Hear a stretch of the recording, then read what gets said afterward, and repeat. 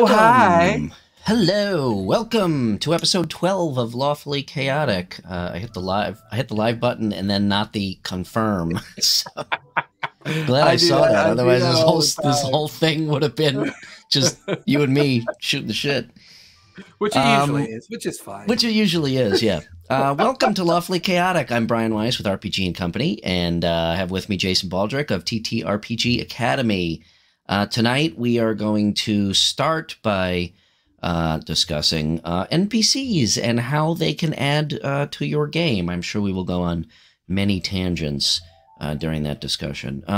Any announcements? Only thing I got is don't forget, go over to Dogmite. I'm gonna pitch myself here. Go over to Dogmite and enter for this awesome Vanguard Dice Vault that I was lucky enough to collaborate on with them. It's RPG branding. Go to dogmite.com/RPG&Company. I'm sorry, RPG&Co, and enter to win that. I think that's all I got. You got anything? I don't know. You know, do you have any new games? How many games are you running a week now? I am, well, once, let's see here. Once my, it still won't let me host your Lawfully Chaotic Studios. That's so weird. Really? Oh, yeah. You know why? Because I probably created this broadcast through your production channel instead of mine. Oh, that's right. Well, no. It's Twitch thing, right? So Twitch should allow me to host it. That shouldn't matter at all. So sometimes I notice it delays a bit too. So oh well, maybe that's it. It's so weird. It's so weird. Maybe one day I'll figure out how to use this this video thing. Internet.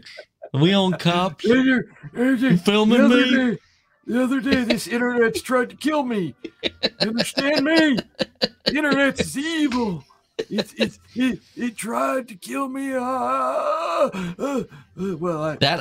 hey, that's a good segue into our topic. So that voice, I like that voice. I pride myself on doing accents and characters. I like that voice. I see that as like an old gnome working in a magical oddities shop or something like that. Well, I mean, so when you do NPCs, I'll start it out. When you do NPCs, okay, go ahead. Go ahead. However, the elderly gnome, the hoity-toity elf, and the English accented guard, those are the three most overused. I don't know if they're overused, but I'm wondering if they've become such a stable and reliable way of giving players an opportunity to know the difference between, what the DM is doing through regular conversation versus, oh, I'm in a shop. It's an elderly gnome who's a little bit, kind of strange. Does that mean I get to enjoy the NPC, or is the DM secretly trying to complete some sort of fundamental task? So it's like, my players are convinced that every single person that they meet, every NPC that they ever meet, is out to kill them. Well, let's talk about which that. 98% of the time is true. Let's talk about that psychological damage, because maybe that's a fundamental problem. I mean, what if that's the case? Are we doing something wrong with our NPC usage if they feel that paranoid all the time? No. I mean, maybe from a psychological standpoint, yes, but from a game standpoint and keeping them on their toes, fuck no. I want them to feel like everybody is out to kill them all the time. Well, and I think there's also a bit to say about, I mean, it's funny because when they actually meet somebody who's genuine, they can't believe it. It's like, wait, so you're not actually trying to kill us? Yeah, that's a truism right there. That's a truism. Yeah. And it begs the question.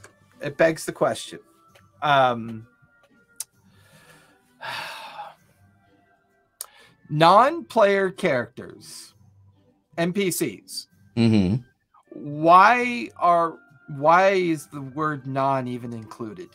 What the fuck does that even mean? You know, that's a good point. I've never, to be honest with you, I've never thought of that. Non is a negative, right? Non is a negative interpretive part of the language. They are clearly playing as our influenced character. Maybe they need a new moniker. Maybe they need a new kind of branded name that we haven't thought up of yet. That's a really good idea. I think we should brainstorm about that and immediately trademark. It's a terrible idea. Bullshit. I think we should come up with something, immediately trademark it, and buy the URL, and then license it to everybody in this community. Every time somebody uses the new word for NPC in their game in any capacity, we get a dime. People are gonna hate me. hate me. No, that's I've never thought about it that way. That's interesting. I really you know, maybe back in the old days, you know, back in the old days BC, when we used to play with just 6-sided dice, right? And you had to walk uphill backwards in the snow, even though it never snowed in California. We still did it because that's what you did. You did it difficult. And you did it with a smile, motherfucker. In D&D BC or D&D BCR, before COVID or before Critical Role, I think NPC. I know what you did there. Right? You like that? That's trademarked. Trademarked before royalties. COVID. I think that may have been more acceptable to just refer to it as NPC because of the way people played. I think nowadays it's fair to say that, you know, there's been this whole new exploration into the depth of the game. And I think more people now who play and who DM are looking for that immersive experience. I look at NPCs. You have a really good point, because I see NPCs as a way to allow the DM to be part of the narrative and part of the game itself. And that may sound weird because obviously the DM is part of the game, but let's face it, a DM is really just a referee. It's the AI that you're fighting against. Okay, it's the storyteller. But I feel that, and I'm not discounting the role of a DM by any means. Okay, AI is that was terrible. Scratch that. We'll edit that out of this live broadcast. I actually thought of a great name for NPC. What's that? The narrative player character. Boom. Wait, because that's essentially what it is. Hold on, I gotta go to GoDaddy. By the way, that's how Brian actually types. On my keyboard that you love. Yeah, don't let him fool you. He actually types that way. I have proof. I have recorded proof that he does that. This is true. That's my M60 keyboard on full I think auto. No matter what gaming system you play, right? No matter what gaming, with one exception, there's been a sudden resurgence in solo RPG, like solo playing. Okay. And there's a group that plays RPG games without a referee or without a GM, DM, or storyteller. Okay. Where the narrative of the players is self-resolving within the context of the game. Wow. I think for the most part, you just blew my mind, bro. Bro, like this weed is not laced with anything but love. I think that as the schism will eventually permanently fade of the us versus them narrative, right? The idea that the goal is to beat the dungeon master or game master or whatever gaming system you're playing. And it's more about the narrative experience of the game that you're in and the fun that you're having there, whether it's, aliens, whether it's, masquerade, whether it's, that schism will eventually go by the wayside, because what people are going to realize is that it's just not fun. That schism sucks. It's not as entertaining. There's maybe a handful of, people out there that enjoy it, and I hope they continue to enjoy it, because enjoying the game is part of the mental health aspect of things. But the reality is the popularity of Critical Role thematically is any game that you play where the table is enjoying the narrative. The only tool available to storytellers is the narrative PC, the NPC, if that's what you're focused on. Yeah, I'm not going to add to that because I don't think I can say it better. I personally do not use NPCs in a way for self-preservation of the campaign. Meaning... I use them as a way to drop threads of possibilities, but unless the players take those threads and run with them, I do not force them into it under any circumstances. I don't think I do either. My favorite, I gotta mount this somewhere else. Every time I move, my desk moves, and then my whole microphone moves. you gotta drop it off from the ceiling like mine. It's the California earthquakes that we have here in Chicago. Yeah. By the way, here's a tangent, and I'll get back to what I'm saying. So I finally experienced crotch mount it. That would be moving all over the place, brother. 3 years ago was our last trip to LA, for obvious reasons. But and by the way, next time I come out, we have to get together. I think this year we might go out there. But anyway, I finally experienced the California earthquake last time we were out there. Crotch mounted. Yeah, I finally experienced a California earthquake last time we were out there. We were at well, one of them we were in the car, so we didn't even feel it. The other one was that it was like a 7.2 out in Bakersfield or something like that. But you realize how deep in the sticks Jason is. I don't know. Where are you? I'm in the boonies. So where are you? There's Civilization, and then there's me. Where are you? We're actually in the Inland Empire, Riverside County area. But we're even on the fringe of that. We're in a place called Hemet where the studio is. Okay. But me and Callista live in a place called Homeland. And Homeland, that sounds like something out of a role-playing it sounds like a show on HBO Max. But Riverside is northwest, right? No, it's very much east of LA. I'm sorry, northeast. Yeah. Okay. Basically, there's LA. Yeah. Everything south of LA is considered San Diego. Right. And everything north of LA is considered, it doesn't matter. PCH. It just doesn't matter. North of LA it just doesn't matter. And then there's everything east, which is the kind of the frontier of civilization. Like, where you can still ride your horse or ride your ATV or shoot your shotgun and live on 13 acres without having to worry about encroachment. So I think it was like a 7-something out in Bakersfield, and we were at what's the Japanese? I remember that one. What's the Japanese restaurant up on the hill by Magic Castle, Yoshimura or something like that? Something like that. Yeah, I know. Yeah, so we're up there, and I mean, it was fucking cool as shit. I got to admit, it was really like interesting. It's a very surreal feeling. Remember how I said if it's north of Benihana? Remember how I said if it's north of LA, it doesn't matter? Yeah. Bakersfield is north of LA. I know that. Okay, so anyway, back to the NPCs. No, I think that's a really cool assessment. I don't use no, that's not true. That would be a lie. I would say I am 40-60. 40% I use NPCs to drive the campaign. And although, no, I'm going to change again. This is you're witnessing my mind at work. Everybody, now's the time to go get a drink or go to the bathroom.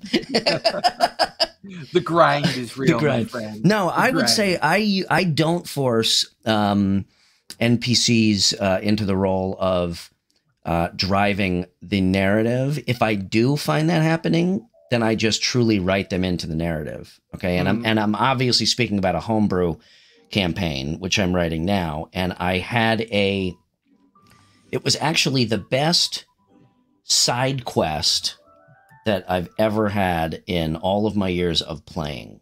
It was literally, let's find something to do because 1 or 2 players were gone. So it was, let's find a side quest to fill the night.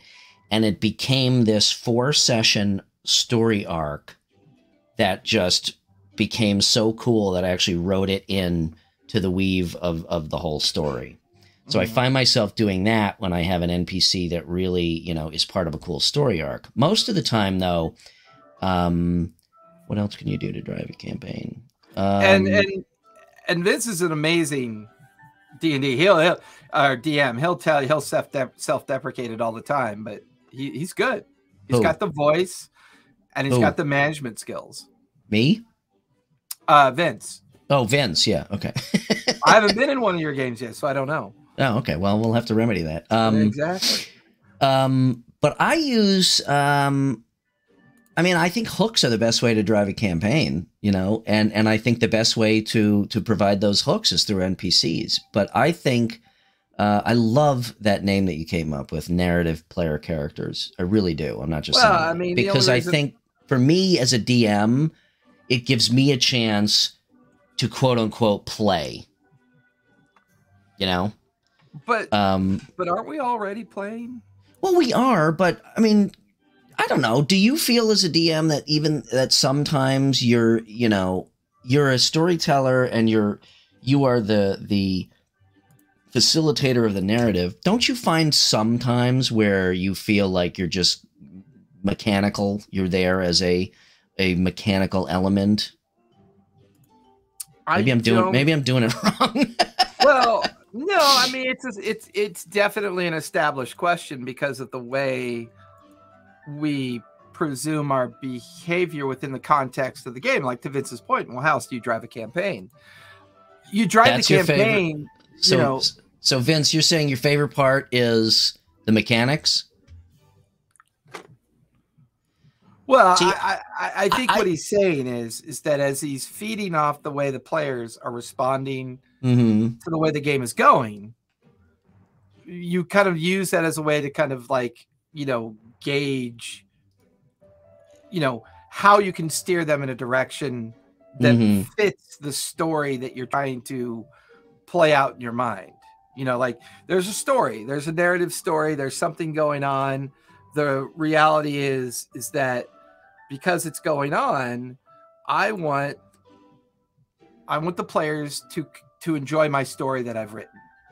Therefore, I'm going to use NPCs. I'm going to use side hooks and quests and mechanics to encourage them to go that route.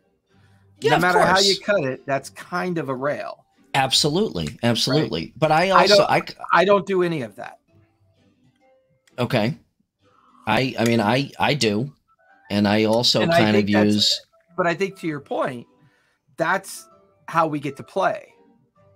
Right? Yeah. So I think the fact that you do it is a way that you play, but it also maintains the integrity of the table.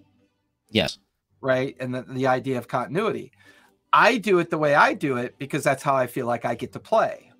Okay. So, I mean, I think it answers the question universally. Well, I do both. We're always playing.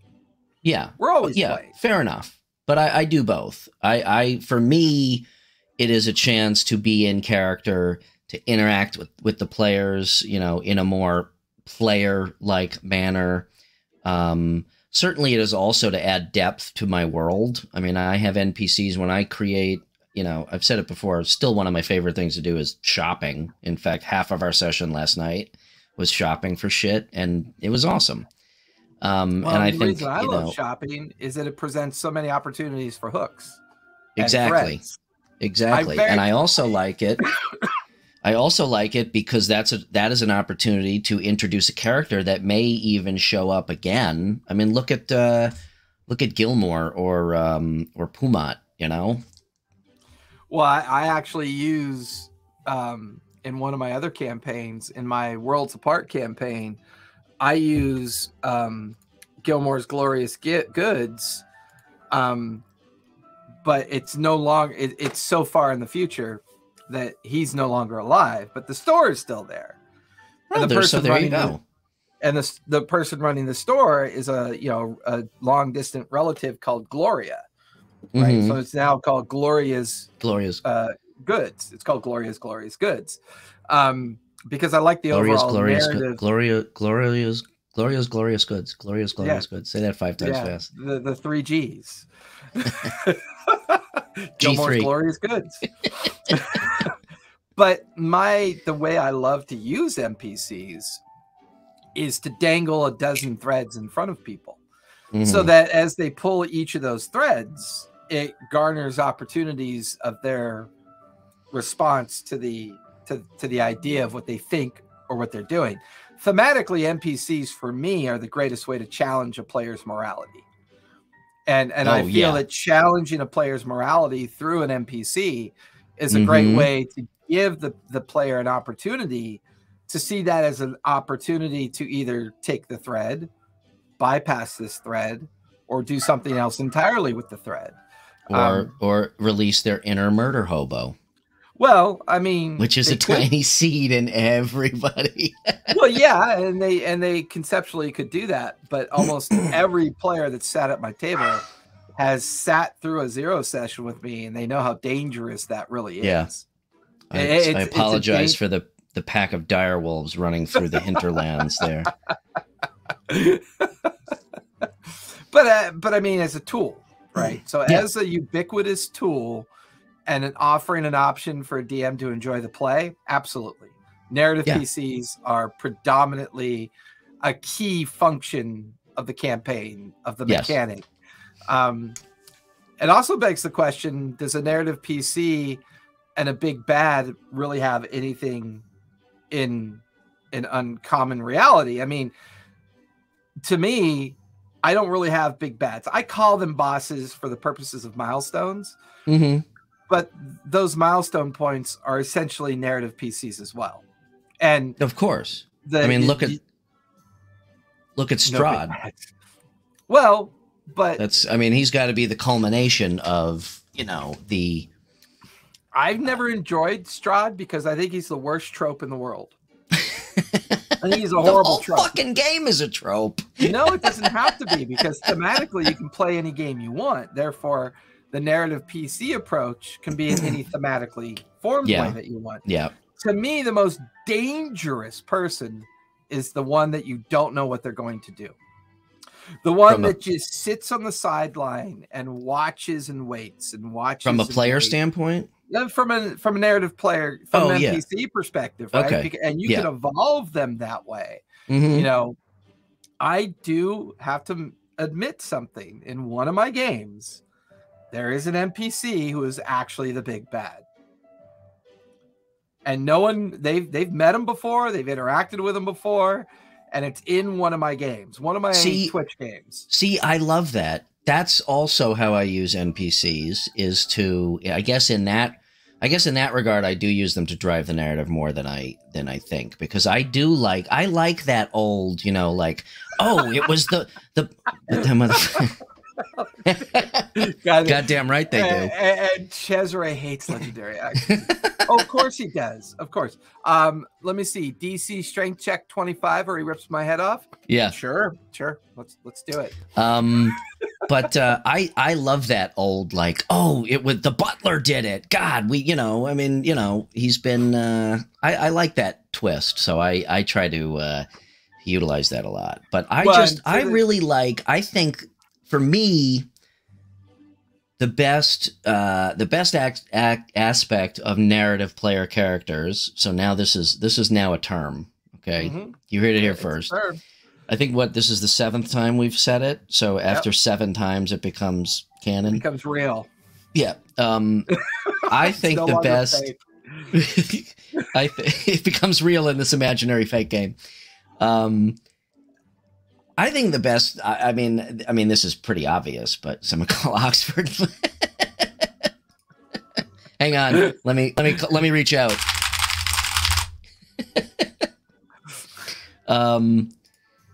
I think the best use of NPCs is to elicit good role playing from characters. When you can really show them a deep character and interact that way. To me, that is the best tool to get good role players to engage, and then to get players who maybe are not as comfortable role playing to maybe do it in a safer environment. Do you ever fall in love with your NPCs? Like, I've created something really, like I've created something really cool, or like I want to date this person. Like fall in love with it within the concept of the campaign. Like you really don't want anything to happen to it. Oh yes, absolutely. In fact, that one side arc, it's kind of convoluted, but there's a couple characters in there, and I love it. I really love it. And like I said, now it's part of the main story of this homebrew campaign. I don't know if I've ever experienced that emotion yet. Maybe you need to develop better NPCs. Or empathy. Empathy's good. Maybe you should. Maybe why don't you get some empathy? You heartless bastard. It's like love. What the fuck is love? That's why it was like I want to date this person. I mean, I did create this elven shop owner, and she was hot, man. ASAP. Well, I'm calling Callista. Damn it. Callista's probably watching. I hope she's watching. Maybe because she might have thought. Well, she might have thought we were on the other channel, so she could be watching any of the channels, for all I know. Okay. But to that point, she would like to be on next week. So. Oh my God! Absolutely. Yeah. So if you can set up. Join us for episode 13, where we have a guest. And have a 3-camera setup, because I don't know if you have enough setups yet to accommodate that. I will make Otherwise, one. She would have popped on with us today, but I didn't want to break. The setup necessarily. No, absolutely, yes. So we have that ready for next week. That'd be ideal. Awesome, great. Because I think when we talk about player characters and player characters in the role playing world, I think it'd be a great way to. Because I feel like talking about NPCs is important, so that when we talk next week about player characters and how they view their role at the table, will be a lot of fun with a player. I think player characters are completely superfluous to the whole deal.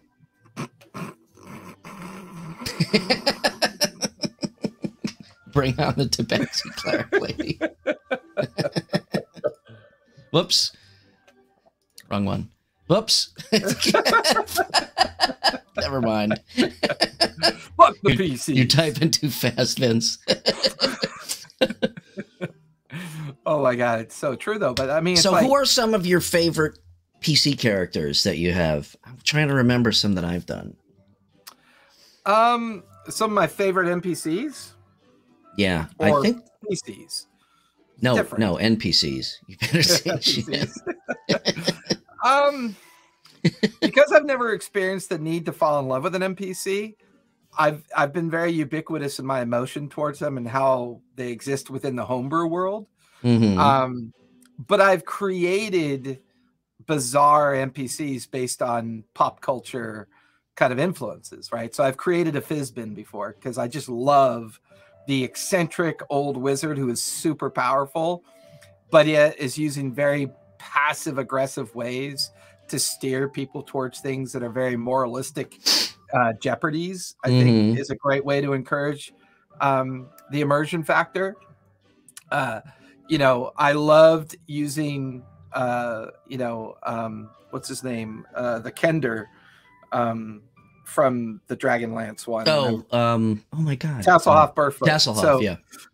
I love the Tasselhoff Barefoot character, and I use a lot of that pop culture. I love Gollum's sense. I love the naivete of Luke's character from the very first Star Wars film.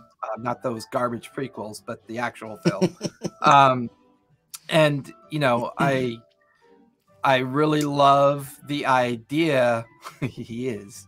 I really love the idea of using all these pop culture personalities and then bake them on a baking sheet and throw them, into an NPC, into a narrative player character, so that when that narrative player character comes into existence, if they die or if something nefarious happens to them, I'm never going to cry over it, because the purpose is narrative points, a narrative thread, or potentially an option that is presented, and if the players choose it, they don't.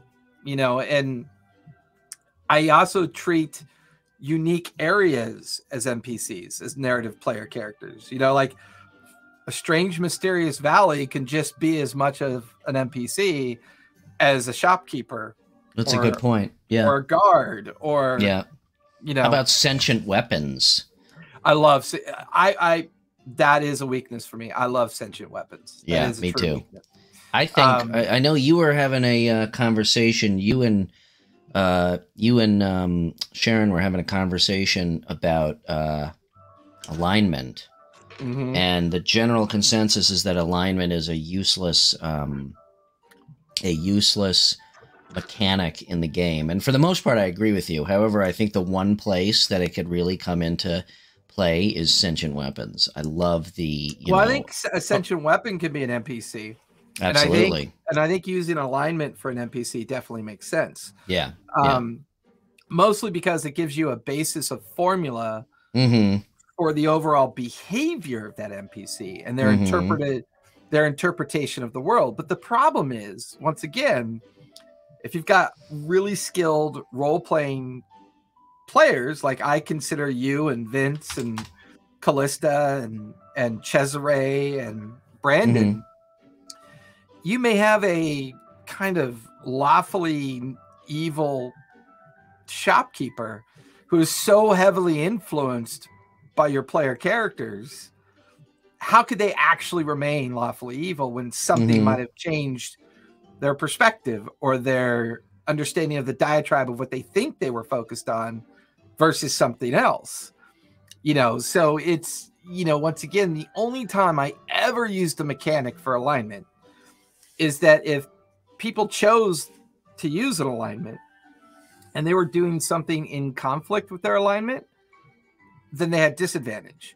If they were doing something that was in tune with their alignment, then I would give them advantage.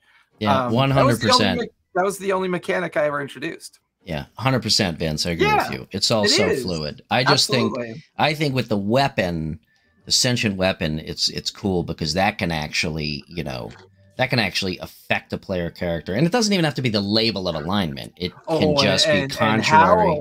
And how a weapon becomes sentient is interesting. Yeah. Yeah. Because I'm running so many games, I've got a little bit of that kind of smattered all over the place. So in a game that I run, a private game that I run on Tuesdays called Selûne's Gift, it's based in Exandria. It's based along the Menagerie Coast, but it's many years post. I do everything post Critical Role because it's just easier to handle the content that way. Yep. But I'll drop little things, right? I'll drop little things into the game based on sentience. So there's Sam Riegel's character. Why am I drawing a blank on that right FCG. now? No, the other one. Not. No, before that. Season 1. Vox Machina. The one that redid the entire narrative of using a gnome as a bard. Oh, for fuck's sake. Thank you. Jesus Christ. So I introduced an alchemy bag called Scanlan's Bag of Randomness.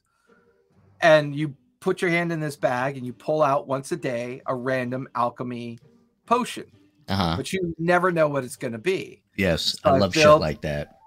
But it was based on the fact, and they haven't learned this lore yet, and they may never because they haven't really investigated it. But the reality is that bag was made by Scanlan. It was imbued by Derolo, and together was their first attempt at manufacturing something that was supposed to be part of Scanlan's personality, and it ends up getting lost. It just gets lost into the ethers of the crazy world, and now these folks have a sentient bag that they don't think is sentient. They don't know it's sentient yet. I love that. And really, it's a fragment of Scanlan's personality that was imbued into the bag. And somewhere out in a Faerun pocket is this evolved fragment of Scanlan who is building these potions once a day and putting them on shelves. And from his view, he looks up to see a large hand come into the bag, and he picks a potion really quick off the shelf. and crams it into people's hands when it comes. Oh my into god, the I fucking love that. That's awesome. They don't know that yet. I love chaotic magic. You remember when I was saying? Magic. Remember when I was talking to you about entering your campaign, Debtor's Gambit, and I was like, I'm kind of going back and forth between a war mage and a sorcerer. If you will allow me to roll as many times as possible on the wild magic chart, I'll go sorcerer. I usually like. So Brendan has a wild magic barbarian, and I built a custom table for him, and he rolls on a custom table. Yeah, well, you had me rolling on that too. I love the most. I mean, if you look at most of my homebrew magic items, it's. Oh, I love your. Yeah, this is really This is really powerful, but you can kind of get fucked up using this thing. I love that shit. And I. The other thing I enjoy doing with the NPCs is I make them so unique that people can't predict what they're going to do. So in one of the other games, Denizens and Masters, they had come to a major crossroads town and finally had some downtime. And of course, they immediately get into a bar fight because these two new steel golems that are part of a new kind of like part of the arc that's playing out. Whether they thought they were hunting down the queen, but no one knows the queen is traveling, which is the Bright Queen. It turns out that one of the player characters was the target of these things. So chaos ensues. Great narrative theater of the mind bar fight breaks out, and then they go running and hiding in a relics shop. Of course, what they don't know is that it's a cursed relic shop. So it's twin. Is the shop cursed, or are the relics cursed, or both? The shop is okay. And really, it's the outcome of twin halflings that fought, and one of them killed the twin brother, and oh my god, it caused a curse to happen. You just gave me I gotta write this down for real. This is not fake typing. You just gave me a great fucking. So what happened is the team became treasure drunk because they cast detect magic and they're realizing everything in the shop is magical. But yet they're getting like ridiculous prices. Like the gnome would be so absent-minded, that they were getting things for gold and silver that should have been thousands of platinum. They just got treasure drunk. The minute they leave the shop, everything disappears. And that all sucks. Those items end up going back into the shop. Only one of them had gone upstairs to see what was going on. They could see the kind of mummified body of the twin that's in the bed, and she comes down and she's like, we're getting the fuck out of here, right? So they all immediately leave, and then all their gear disappears. But what was happening with the other halfling is the halfling kept going. I took a line from 51st Dates. The halfling had a memory loss of every 30 seconds. So he kept saying to like any of the player characters, "Oh, hi. Good to meet you. What's your name?" It's like that's like Mr. Short-Term Memory from SNL. Hey, hi! Oh, there's something in my mouth. And it was driving them nuts because they thought they were taking advantage of this poor guy. So that is a morality theme. Yeah, it's a morality theme. Yeah. Well, I just wrote down this idea that you sparked, and I'm gonna have to write this in somehow because it's awesome. I don't want to give it away. And that's why a lot of times when I write NPCs, I write them thematically as a moral question. So I'll look at an NPC and say, morality wise, what is the moral compass of this NPC? And that way the moral compass becomes the guide for that NPC as they have interactions with the player characters. That way, without even realizing it, the player characters, for all they know, could be building a big bad because of the way they, play out their relationships with NPCs. But there are some NPCs that they had a great time with that just disappear into the ether of the campaign, right? And then suddenly reappear. One of Sam plays a character called Samara, who is a half orc, who is now a priestess of the Ivory Heart City. And she's a priestess of this huge Luxodon community that has come back into existence. And she has a girlfriend called Talil, who's a tiefling. And that relationship evolved like 40 sessions ago. Okay. And then suddenly it came back into the sphere of things. But, you know, she's... So do you keep, see, you put a lot more thought into it than I do, apparently. I feel like I'm much more superficial now. It's like, oh, welcome to the shop. You need some armor tonight. Sure. And then it's a... Well, I mean, it's circumstantial. It is circumstantial. Yeah. So given that, do you develop a compendium of your PCs? And I'm not talking about just templated, like, are you a DM and you need a PC? Here you, or an NPC, here you go. But you know what I'm talking about? A compendium where it's like, this is a person. Actually, that's a good bridge right there. At what point does an NPC become a personality? I think a lot of that has to do with the way the player characters immerse that NPC into the narrative and the overall scope of the campaign. Yes, and I find there's been times, and you're absolutely right. I'm using a very sterile form of an NPC. I'm using a very sterile NPC. Yeah, but the players have so much fun. I'm like, oh, I'm going to rethink this now. Exactly. I was just going to say, when I find myself, depending on the interaction, you know, if it's a, and I default to the shop owner because that's the easiest, you know, let's face it, that's the easiest NPC. Yeah. But, you know, if it's a basic, like, oh, I need some armor. Oh, I got some armor here for you. It's 1,000 gold. Thank you. Goodbye. You know, well, whatever. It's a, you know, shop owner. But I'm amazed at how often no one negotiates. Oh my God, my players negotiate all the fucking time. Mine don't, and I don't know awesome. Why. I told you a few. Terrified. I told you a few sessions ago. We're playing Rise of Tiamat, and they defeated one of the dragons, and I decided, I shouldn't admit this, but I was actually feeling a little bit lazy that night. So I'm like, you know what? We're going to spend 3 hours rolling on the fucking random magic charts in the DM's guide, literally. And it was like, and they fucking loved it. It was literally like 3 hours in a Vegas casino, because I literally, it was like, roll on this chart, roll how many times on this. It was 3 hours. And they then had to negotiate with an NPC that was in the book on which items they could take, which relics they could take. And I'm not kidding. It was 3 hours of that, and they absolutely loved it. So I find that depending on my character, my players' immersion into the interaction with that NPC determines whether or not they go into my, you know, so-called compendium of personalities. Obviously the ones, the RP sessions that go really well, even if it's just a shop owner, because again, that's the best tool for hooks for driving narrative. But the ones that go really well, that I find my players enjoy very much, I kind of file that away and put them into my personality compendium, which is more than just I need a fighter, or I need a thief or an assassin. I actually find the easiest way to develop an NPC compendium is three perspectives.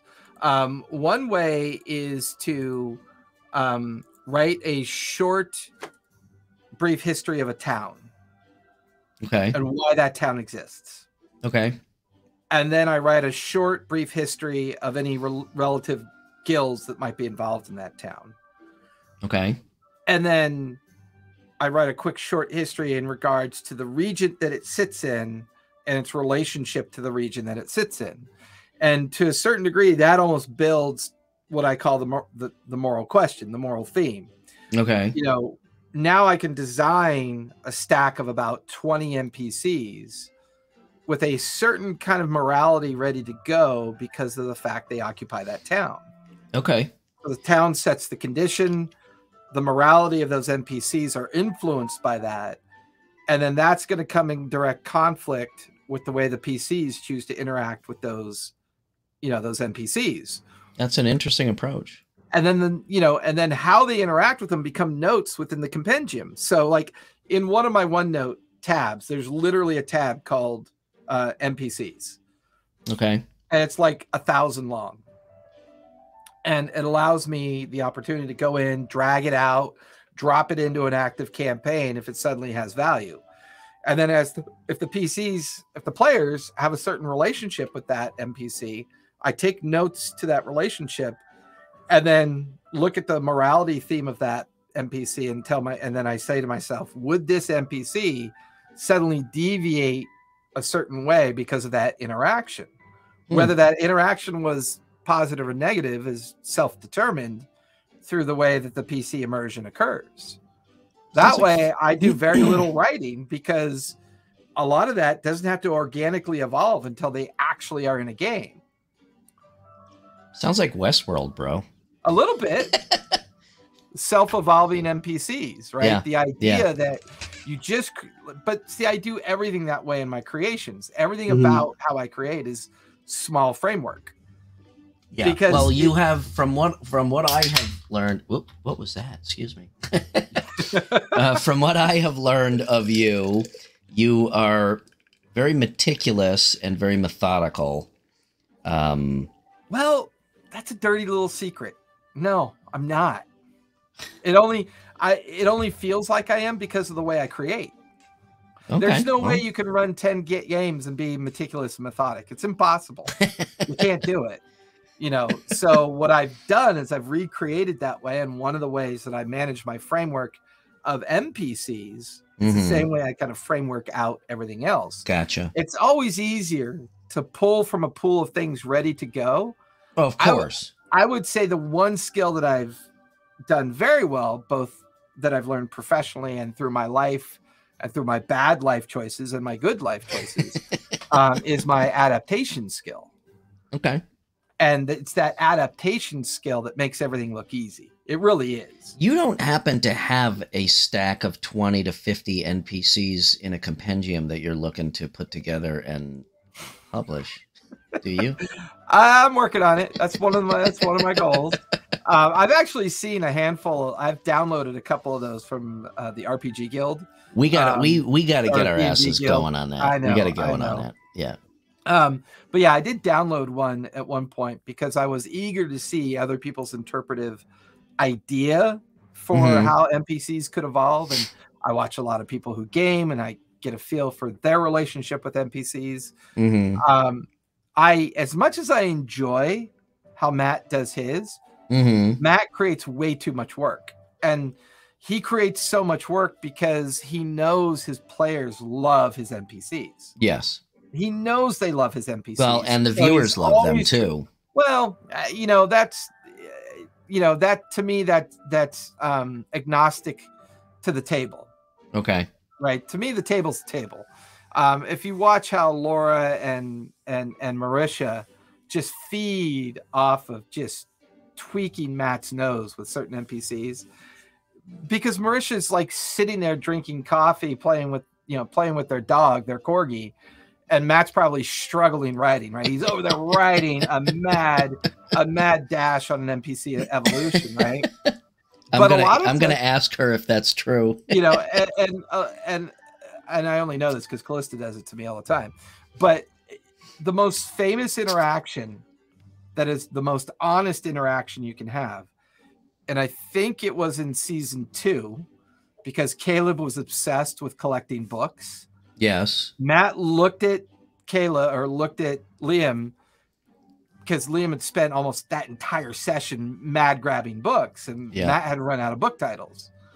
And Liam goes, just before I leave, I want to grab a handful more books. Matt just tilts his head and looks at him. Sure, you find 3 books that, one is on the mosquito insect larvae development of. So he just grabbed a whole bunch of titles out of his ass. And Liam just goes, okay, I understand that. I'm out of here. There's that point.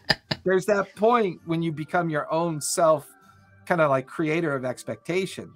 And the illusion that the DM and GM gets to play through the narrative player character, it's mostly illusion. I view the campaign holistically. For the most part. Well, it depends. Like to your point, it always depends you're right. on the DM.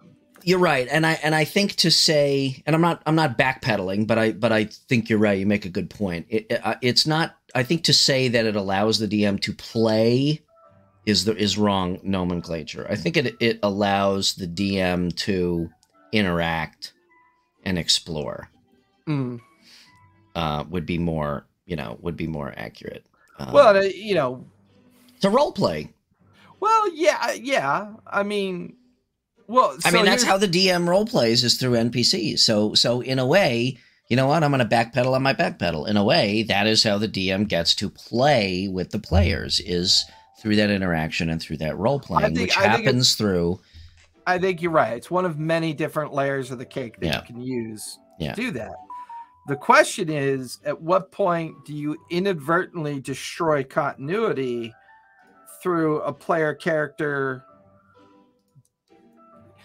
To me, NPCs have to have a ubiquitous reality within the game.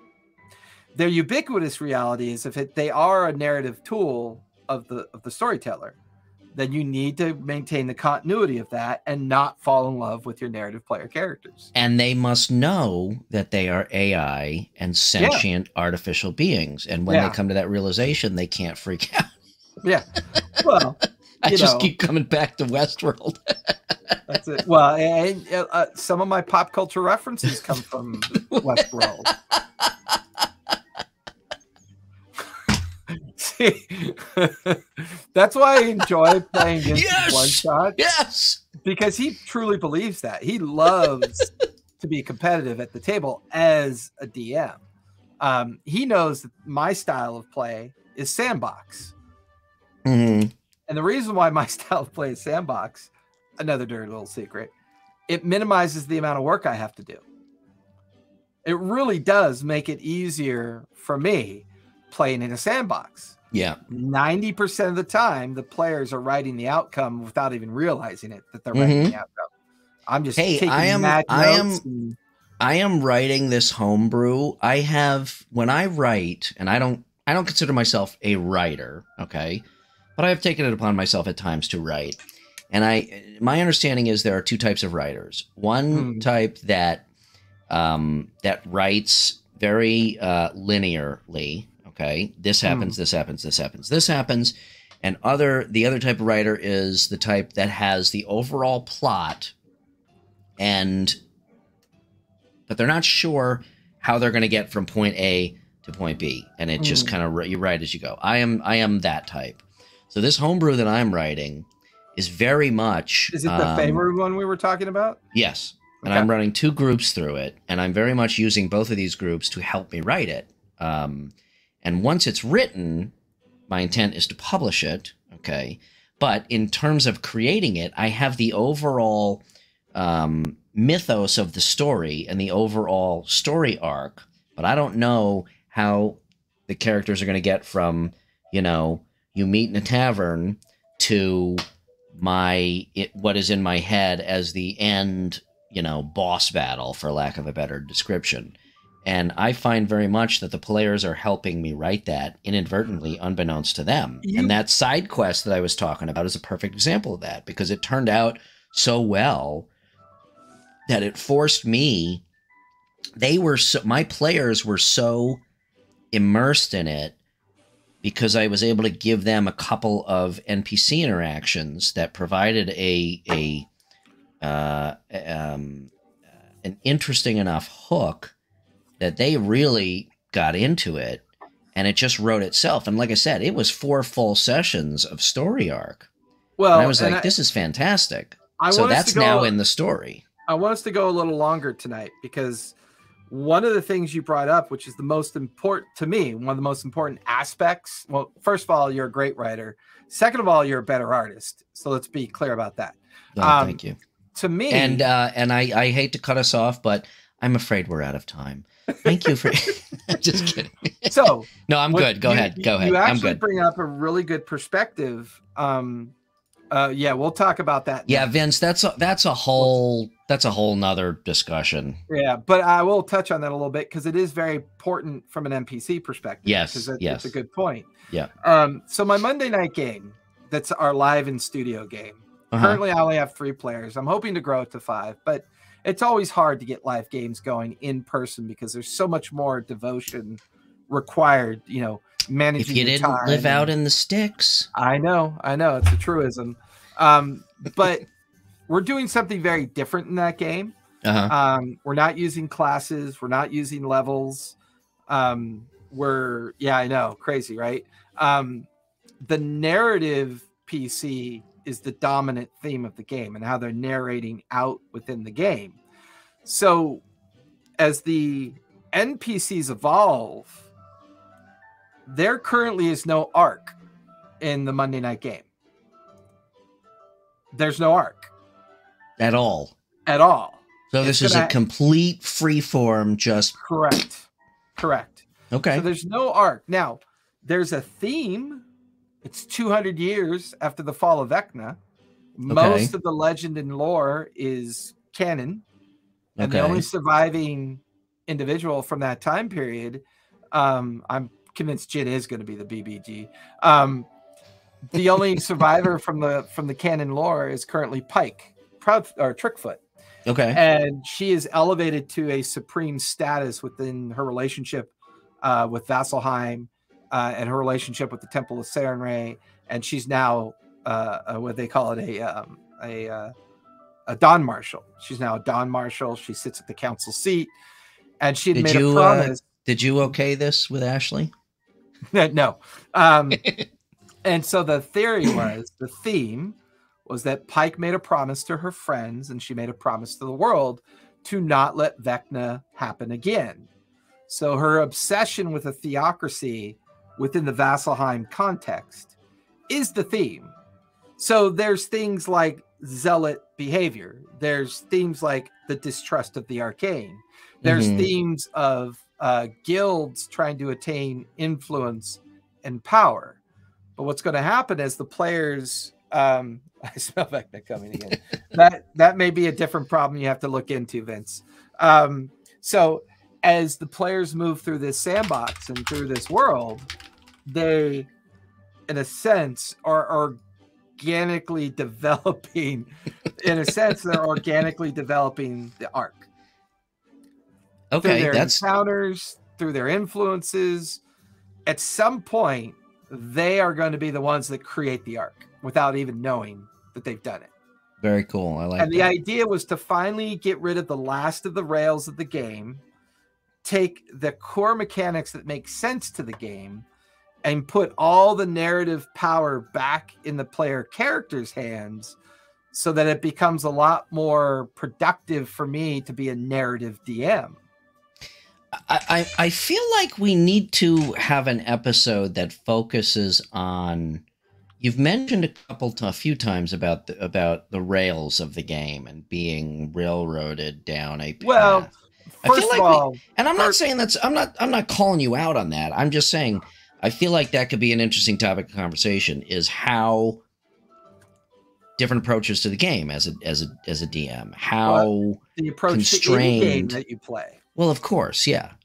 But how constrained are you by? And I guess it depends on the type of DM you are and how much time you have to devote. I mean, some may call it being constrained by the rails of the game. Others might call it, I don't have time to write a whole, fucking campaign, so I'm going to use a published.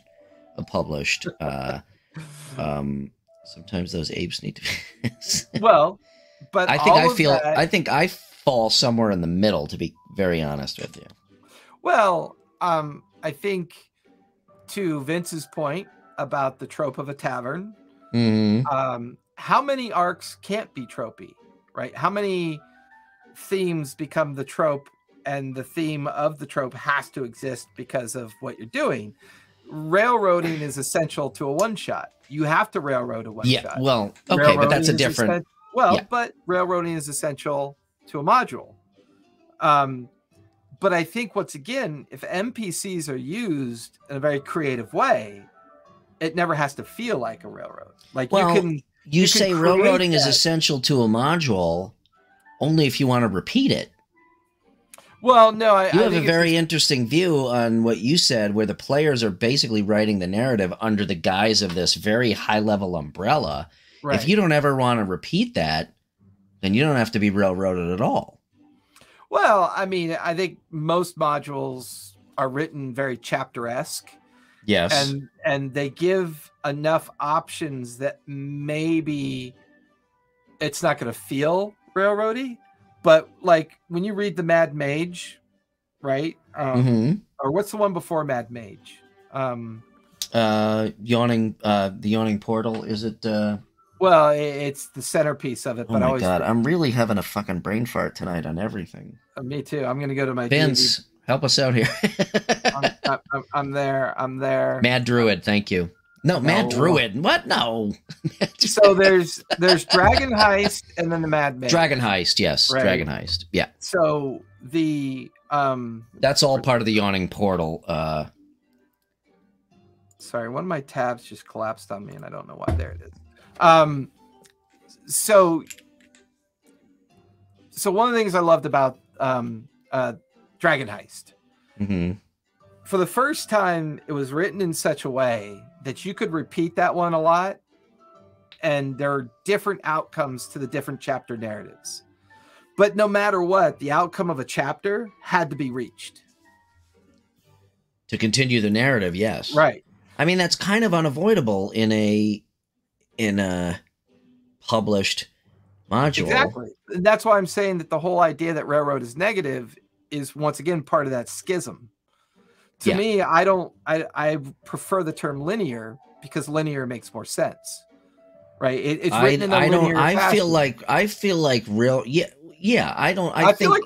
a negative connotation. It is. I feel like it is too. You brought it up, dude.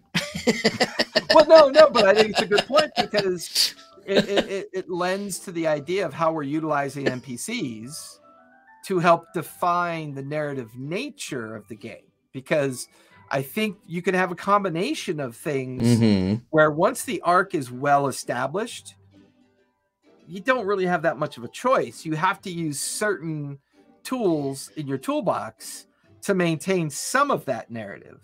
Well, and let me throw this out there. The whole side quest thing.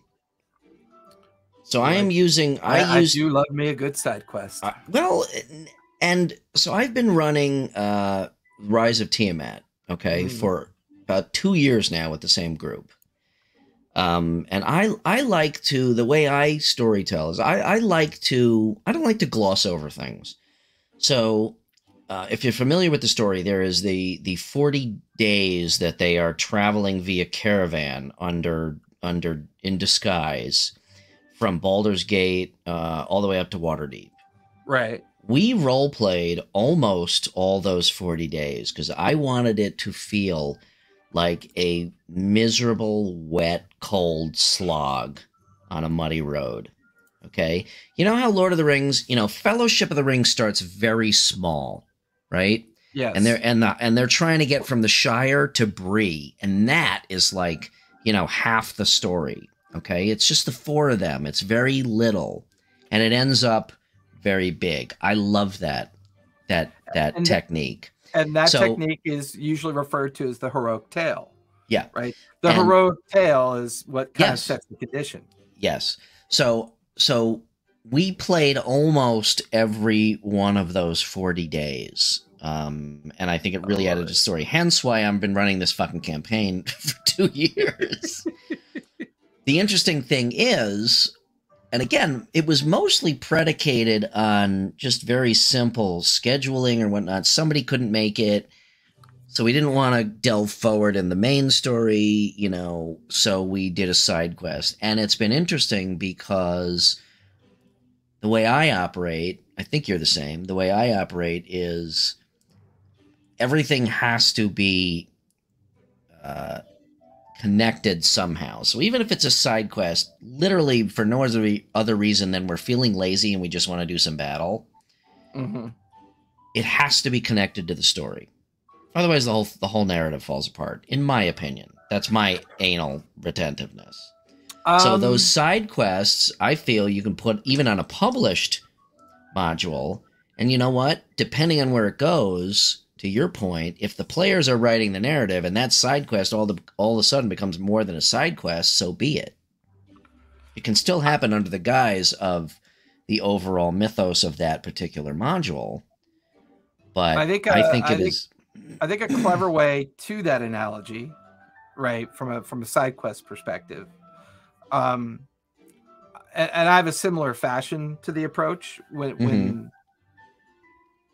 this is going to sound so cheap and dirty, but my favorite little side quest thing that Matt was doing in season 2 was the inept hunters and the inept bandits.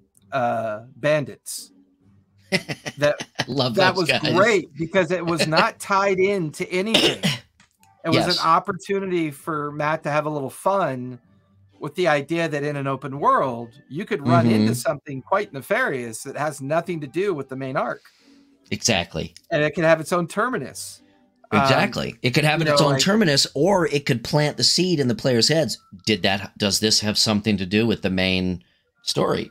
And I am, and to Vince's point, I'm an evil motherfucker because sometimes I'll create so much paranoia through these unthreaded arcs that just seem to happen that, like in our Denizens and Masters game, right? We're going on 2 years. And we've met for 100 sessions so far, close to 100 sessions. It's kind of where I am with our, mid-tier, like at a point, they'd beat most trend, at most, as I drive the NPC concept, right? And that NPC concept is so deeply in tune with creating the idea of paranoia that when my poor players finally realized they had a small victory within the game, they didn't feel relieved. They were like, we played for 3 hours and we get to the end of the session and everybody's leaning into their cameras waiting for it to happen. And then I go, okay, well, when we come back, we're going to do a 5-month time skip and we're going to do this. And they're like, what just happened? And they're like completely paranoid. They're completely 5 months time skip. My eye starts to twitch. They closed the Obsidian Gate. They kind of beat the big bad. The big bad's on the run. The siege of Nicodranus, gets rid of Shulaman, and Nicodranus is back in the control of the Covus Conclave. All of this shit plays out. And they're like, did we win? We didn't win, but did we win? We didn't win, but did we win? And it's like, and then they get patroned and, the whole next set of the arc is going to go on, which could be another year, of doing it. So, sometimes those NPCs have so much more value in creating one simple level of tension that every time they come in contact with all my NPCs, they're just like, twisting their hair, biting their nails, and they're like going, I don't know, I gotta feel like if we just kill this guy, we might win. Should we just kill this guy? I told you. So we're in the same place because I told you my players are convinced everybody they meet is out to kill them. And 95% of the time it's true. So I keep them on their toes. Taking the high road in a game that has such I know.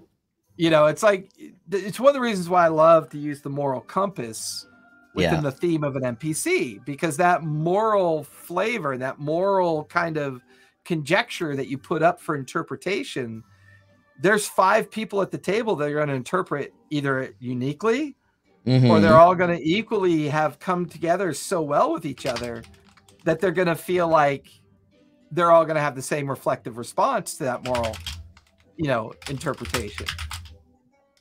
That's another, I'm writing this down right now. That's another, that would be another good topic for a show is, on that level, when does the game cease to be a game in terms of, when does it cease to be like watching a Disney fantasy movie versus Martin Scorsese fantasy movie, where it just becomes so real and so not real, but so no, I get your point. it becomes angst so inducing, you know, where it see, and I'm asking the question. I don't have the answer because I'm not saying that one is bad and one is good, because we've obviously seen through Critical Role that the game can be so deep, so incredibly deep. And I guess it depends on your players and the you know, what you decide with your table beforehand. But you know, like I said, at what point does it stop becoming we're playing a game and we're really, you know, we're really getting into some deep psychological and moral I and think it should. ethical. I think, and we can tie this back into how you use NPCs to manage it. But I think the discussion of the game will be another topic, and we'll talk about the idea of the game and what the intended purpose of the game is. Yeah. If I feel like the game is steering away from the fun factor, I'll use NPCs to steer it back into the fun factor, regardless of what I have to sacrifice within the content of the campaign. If I know my players aren't having fun and it feels like it's work, I've done something wrong and I've got to go a different direction. I'm not necessarily talking about that it's becoming work. If it's becoming work, that's a huge issue. And you got to be a little careful with how deep the emotion gets within the gamification of what you're doing. Yes. So I think from a balance perspective, you should be using your NPCs to create real emotion that help people feel invested in their time. But that time investment should always be fun. Absolutely. And that time investment should always be about mental health. And that time investment should always be about the hour and not the me. As long as that's happening, everything's working correctly. And I think NPCs play a significant role in that approach. Right? Because there's an NPC. I know Trin might be watching, but there's an NPC in her game because she's in one of my games. There's an NPC in there that everybody hates. They hate this guy. They're like, they just hate this guy. But yet they've never really had an opportunity to deal with him yet. But they know that he's they think he's a major player as an NPC big bad. But there's this whole orchestration. There's this whole thing that's evolving around them. And they're just kind of making their inroads, but their investment means that they're having fun. And I can't do that without NPCs. I can do it to a point. Yeah. But without NPCs, I can't do it at all. So back to Vince's original point, in regards to the trophy tavern, right? Well, not every town, there's always ways to deal with that. It's the NPC that really helps us kind of flavor that in a way that can make it kind of fun. So it's not obviously tropey. I'm punching. Yeah. I got no combo. I just punch. But I mean, you know. So the bartender says, "Would you like any drinks?" I punch him. I roll initiative.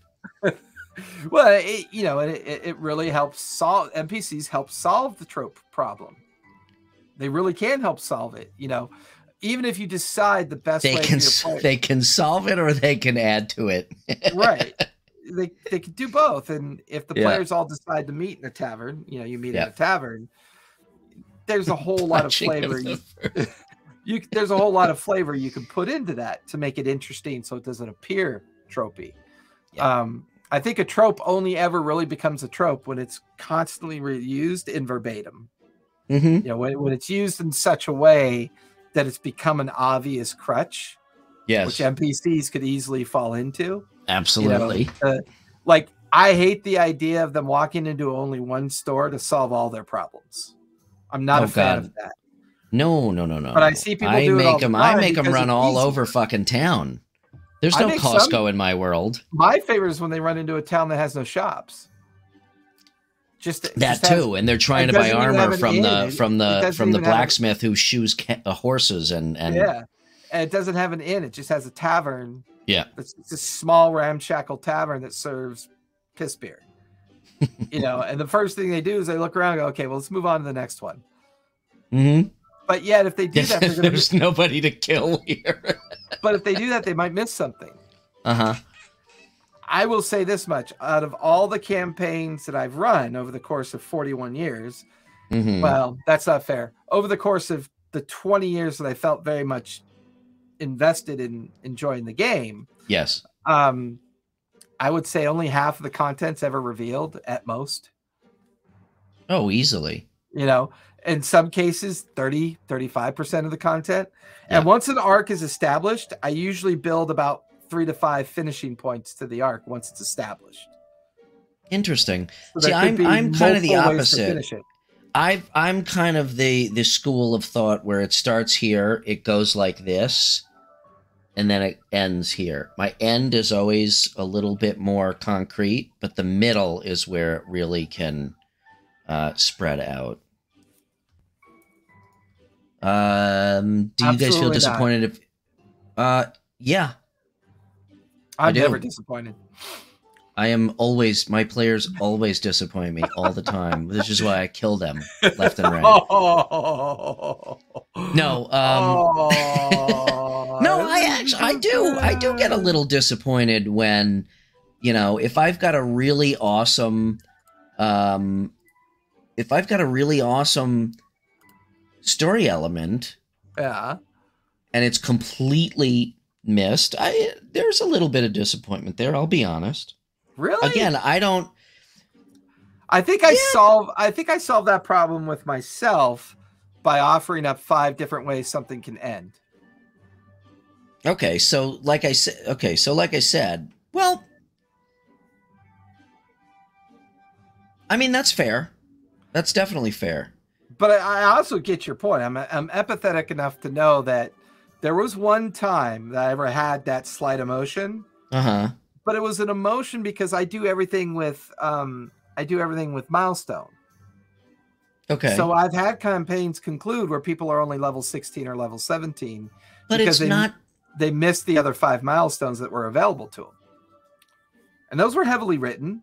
But are you disappointed because they missed milestones and they didn't reach the end game? Yeah. Or are you disappointed because they missed the content that you spent time creating? No, I'm the opposite. I'm more disappointed that they missed the opportunity to get another milestone. No, see, in that we are complete opposite. I don't give a fuck what their level is. I don't care.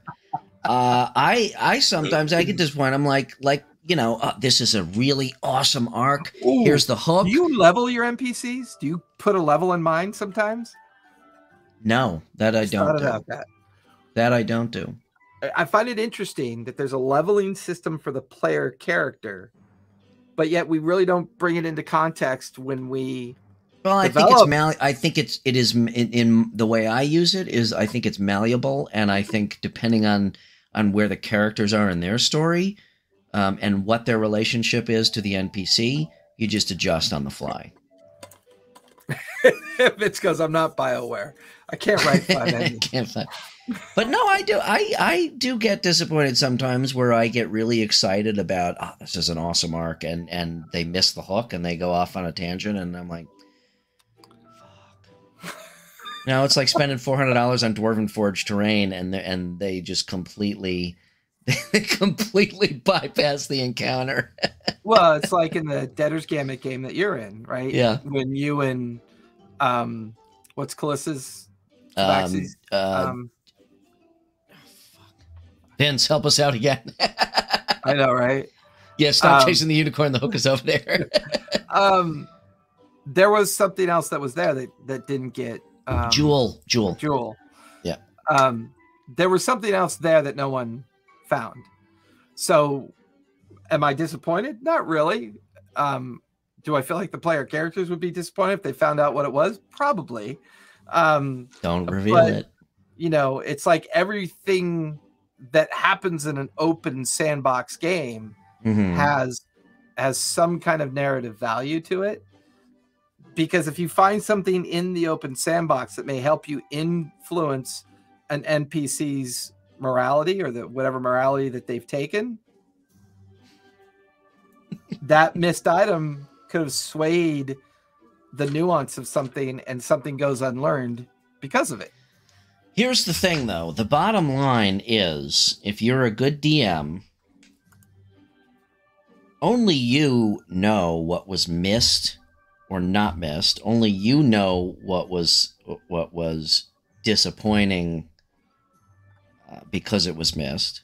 If you are good enough at keeping the narrative going, then your players should never know the difference. Your players will never know unless you tell them, unless you blurt it out. Your players should never know you missed 20% of what I wrote.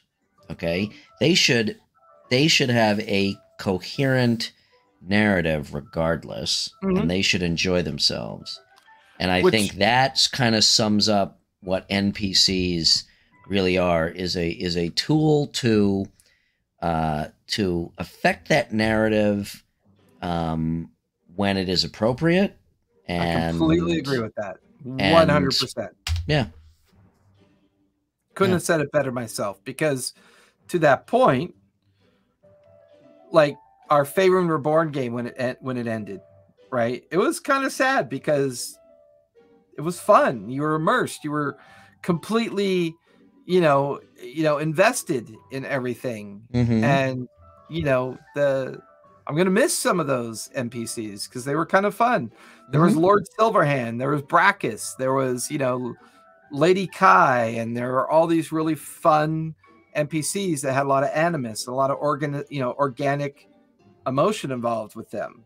But I think it really lends to the character of the PCs, the players, and how well they utilize those immersion effects.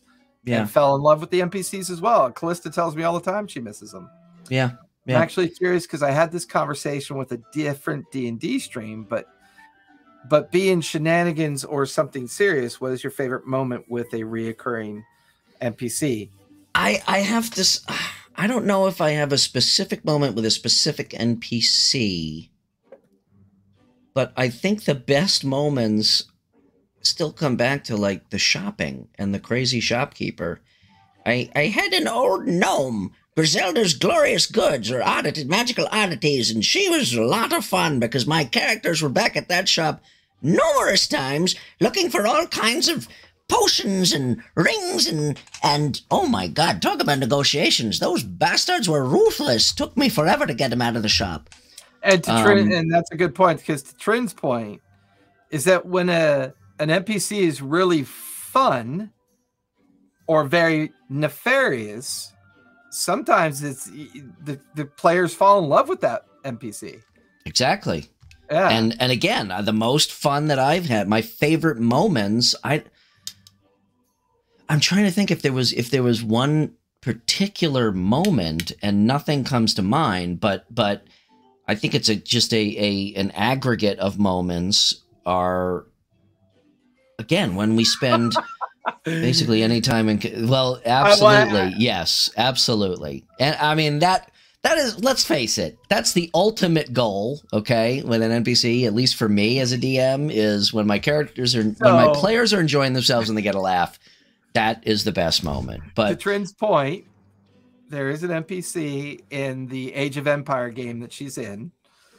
And this NPC is this very kind of like uppity elven wizard that essentially treated one of the player wizards like he was dog shit, but did it in such a passive aggressive way that the wizard never was truly intending. He just assumed the player was that the player was aware that they were, the NPC just assumed that the player was aware that they were dog shit. And therefore this should be no shock to the player.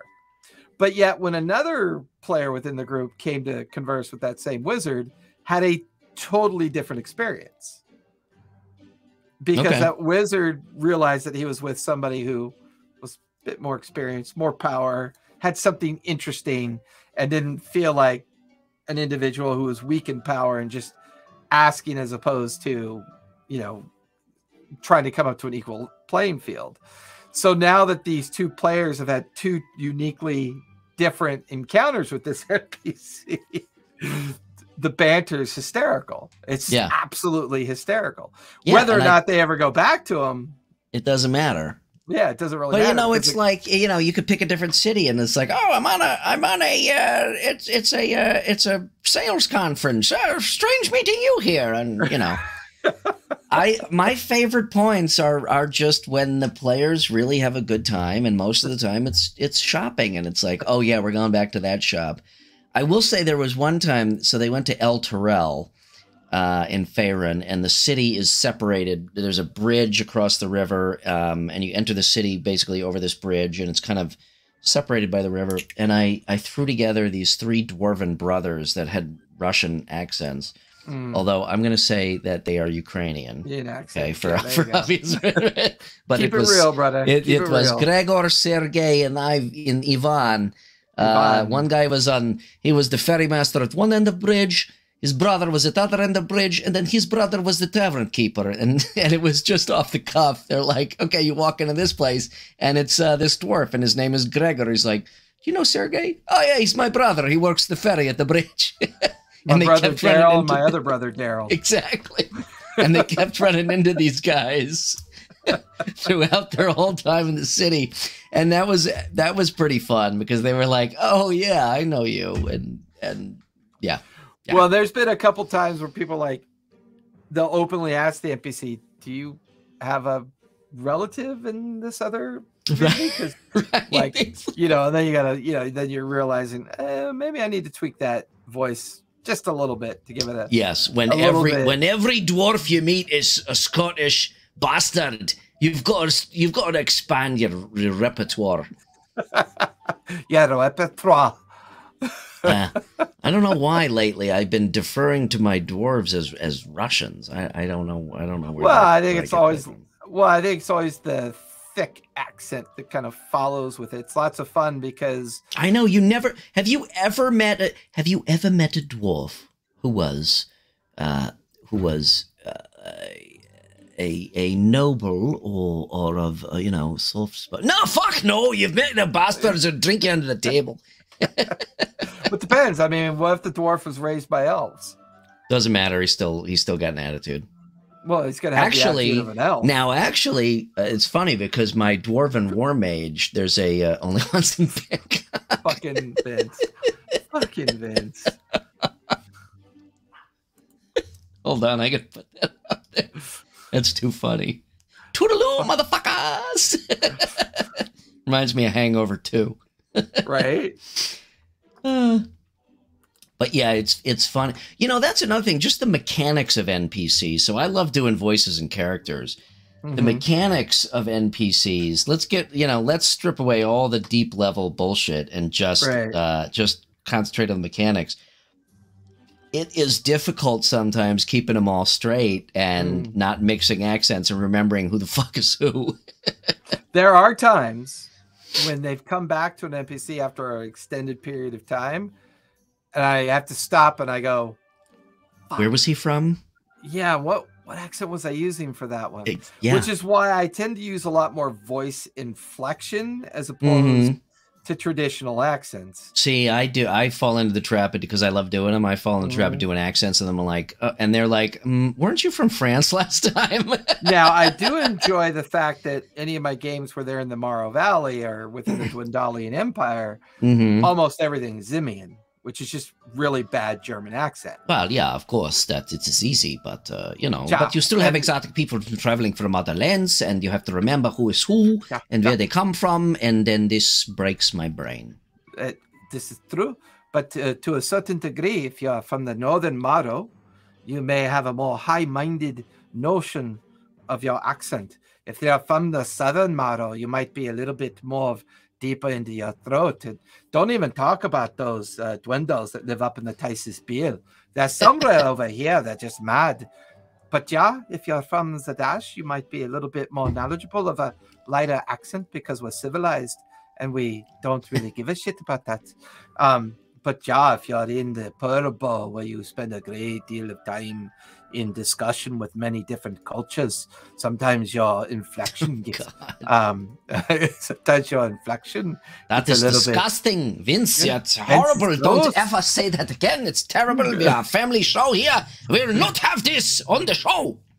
So fuck you. This is a kid show, you bastard. Fuck off.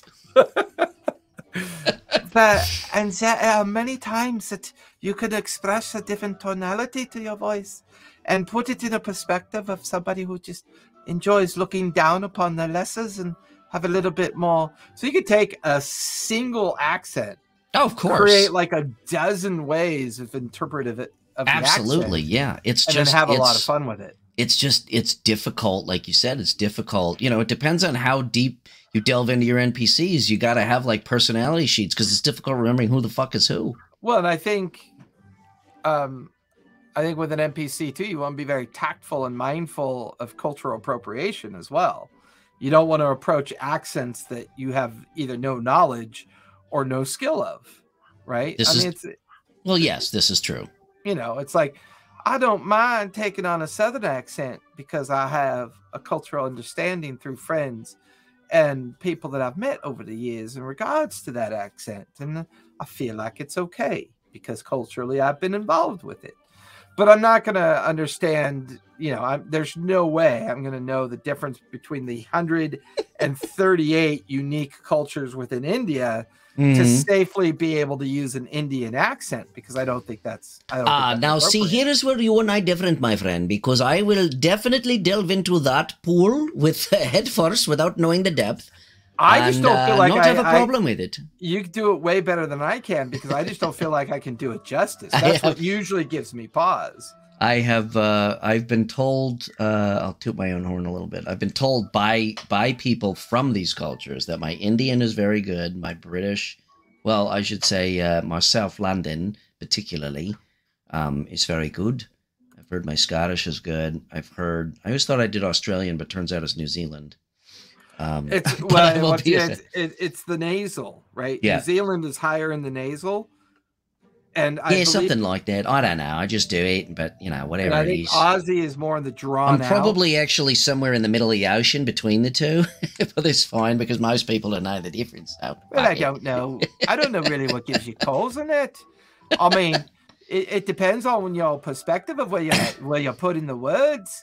I mean, if you're drawing out the accent, so you're drawing out the horrible English that we speak, you just call it Aussie. And you know what? I don't eat any fucking lobster. They always say put a lobster on the barbie. What the fuck would you do that for? I mean, you're gonna dry out the meat. It's gonna taste like shit. You boil lobster, you fucking idiot. Maybe in America you put lobster on the barbie, but out here in Tasmania, which there's Tasmanian, there's New Zealand, there's Australia. Oh yeah, right. I know. You know. I know it. And it's all about what you do in the back of the throat when you talk like imagine two Steve Irwins. Go wrestle a croc. Go wrestle a croc. Now it's an orc. Go wrestle an orc. That's the problem. See, that's certain, and that's funny because certain characters, certain accents elicit an automatic result. Like everybody Scottish is in a bad mood and they swear a lot. That's every third word that a fucking dwarf says is fuck this and fuck that, and I'll have a fucking ale. And all I have to do is I gotta draw it out to be very long to put emphasis on the fact that you God damn it, motherfuckers, give me my stein. I don't want to be sitting here waiting for me fucking beer. Well, of course. I mean, that's a given. That's a given. I mean, any whether it's an accent or anything, that's. I have two horrible cheats that I fall back on because it's the most common NPCs that everybody runs into, which is a guard. Right, and just a standard shopkeeper, right? You gotta, to a certain degree, draw the line and tell yourself, look, it's a guard, and what's it's like on Free Guy. Yeah, I'd like to get into the city. Halt! Who goes there? Yeah. I'm here to see Lord so and so. He's not here. I am here to see Lord Well, I wonder if I could go to a shop. Halt! Who goes there? I'm here to see Lord Farquaad because he huffed and he puffed and he blew our house down. Lord Farquaad. He's a real mean man. You know, the politician's voice should always be very kind of nefarious without being obvious. But the guards, are a lot of fun, right? Because they're just English guards. You could be in the middle of like an elven town, and you almost always feel like you should default to an English guard. I know, it's so There's stupid. Been a couple times when I made that mistake. Which is why lately I've been trying. Which is lately why I've been trying to default to other accents that may not have anything to do with the trope, stereotypical background of. Have you ever tried to make up your own accent? Have you ever thought about? Yeah, and you know what? And I'm not. This is going to sound. this is going to sound conceited in a way, but because I'm so good at doing accents, I can't make up fake ones because it always it always picks up the nuances of an actual accent. Well, so is Grog an accent, or is Grog just being an idiot? No, Grog's just being an idiot, but he pulls it off perfectly. Right. So I'm just saying, I'm not always sure that I wiped front to back. Well, I mean, you could say that it's a bit of an English one, but he doesn't go so far as to, you know. I mean, if you're really talking South London, then you're not going to fucking understand half the fucking shit they say. See, that's a good orc accent you're using. Right. Too. Makes a good one. Because I'm having fun with the Lord Estros character in Mercer's current game, because I kind of been treating my orcs that way a lot, where they're, just because we're bred differently doesn't necessarily mean that we're not high-minded enough individuals to understand the perspective of things. You're feeling goblin? Oh, fuck. I'm like a goblin. Or a baritone halfling. Right. A halfling that's down here. Oh, it's good to see all of you. He's a 3-foot guy with a big baritone voice. And that's as opposed to the typical halfling that seems to always be slightly high on meth and interested in having a slight conversation with you. Oh, hi, are you here to buy my wares? Oh, well, come on right into my shop. I've got shoes, I've got necklaces, I've got freeze-dried goblins. It's funny you bring that up because whatever you want, I got it right here. It's funny you bring that up because I had a halfling just last night. I was running the game and I had a halfling shopkeeper, and that's pretty much exactly what she sounded like. But that's why I've, at least with dwarves have become my favorite race for some reason. I don't know why. Maybe it's because I'm short, but they're fun. They are fun. But I've been really trying to stay away from, like I said, I've been trying to stay away from the Scottish dwarf. That's why in your campaign he's doing it's a little different. So his tribe, his clan is from somewhere else. Doesn't matter. Well, and I'm wondering, crackhead. Well, and I'm wondering, Cockney crackhead, Jesus. And I think one of the the essentially Cockney crackhead. Right. I mean, I've got a Scottish group I love to follow called Make This Epic, and I follow them purely because they're all Scottish and they all play D&D. And it's funny. Oh my god, I fucking love that. I've got to see that. Send me the link to that shite because I've got to fucking watch that now. And it's really fun because I love it when they try to do American accents, because it's kind of like when Liam Neeson tries not to be Irish. Hi, this is most inappropriate. I have a set of skills. I'm from fucking New Jersey, and I have a set of skills that put me in a different range, and I'll fuck you up, you fucker. Well, and it's like, one of the things I love most about NPCs, and I know we've got about 20 minutes before we wrap it up, so I'd love to talk about this. The one thing I love most about we're going 2 hours tonight? Yeah, might as well. I think we jumped the shark about 10 minutes ago. I know. Sure, let's go. But one of the things I really love to do with NPCs is by practicing them and doing some well and doing some poorly. Yeah. It really kind of helps the players try to do voices as well, try to get into their character, try to take some of that risk, because they realize their DM and the storyteller is being vulnerable and being creative and trying to create this really kind of cool way to trigger their role-playing responses through being able to realize, oh, well, he's playing out a totally different character right now, and he's doing this in such a way. It gives me some freedom, gives the player some freedom and some availability to really get into it and experience, like, so when Trin plays her character, always got that bit of an elven accent of, I'm educated and I'm better than you. There's Quill, who's Tia Zimian and has a very thick Zimian accent. And then there's, Corwin's character. He's a fucking redneck. He was raised in the woods and he's treated appropriately. And then you have the wonderful way that Ilsa's played with absolutely no dwarven accent, because you begin to realize it would probably just make her feel uncomfortable. So she's playing it the way that gives her joy and passion towards it. And then there's Elof, who's playing. So out in the woods, that old saying that bears shit in the woods. Well, of course they shit in the woods. They're in the woods. I shit in the woods because I'm in the woods. But just because Goliath shit in the woods doesn't mean that you're just gonna be. It's funny because stepping in shit. It's funny because you say, so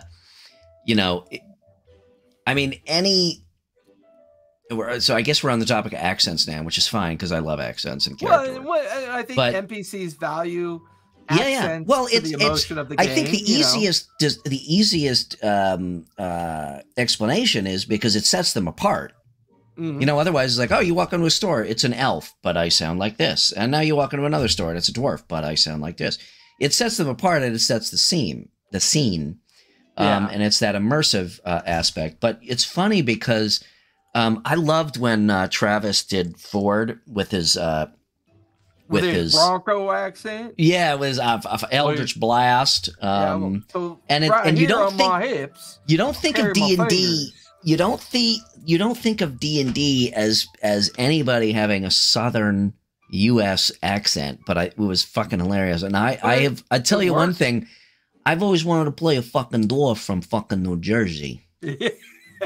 Like how how out of theme would that be? But how fucking funny would that be? I mean, come on. I don't think it's out of theme at all because I think it'd be great. My next fucking dwarf character is gonna be from fucking Jersey. I'll tell you that. It's oh shit, do it. Yeah.